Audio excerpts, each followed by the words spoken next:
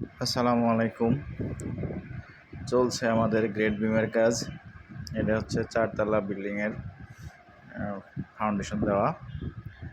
ঈদুল আজহা উপলক্ষে কর্মব্যস্ত সময় পার হচ্ছে সিভিল কাজের সাথে যারা জড়িত তাদের।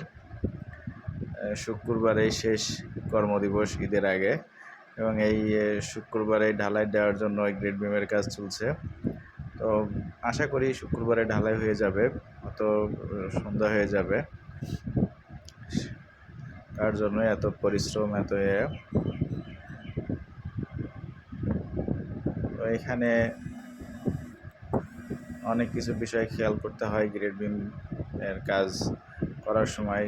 সেটা হচ্ছে মূলত গ্রেড বিমের কোনো রড কলাম রডের বাইরে আছে কিনা এগুলো খেয়াল রাখা, রিংয়ের সাইজ ঠিক দেখা, তারপর রিংয়ের হুকগুলো পর্যাপ্ত পরিমাণে আছে কিনা এবং এটা ভালো ব্যান্ড করা আছে কিনা, তারপর এক্সট্রা টপগুলো যথাযথ নিয়মে নির্দিষ্ট মাপে দেওয়া আছে কিনা।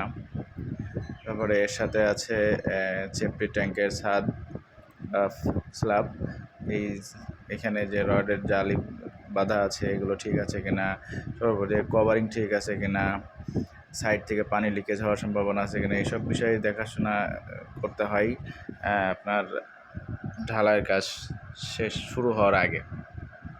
তো যতটা নিখুঁত আপনি ঢালাইয়ের আগে করতে পারবেন কাজ, আপনার ঢালাইয়ের পরে ততটাই আপনি ফেরত পাবেন সুন্দর ও নিখুঁত কাজ।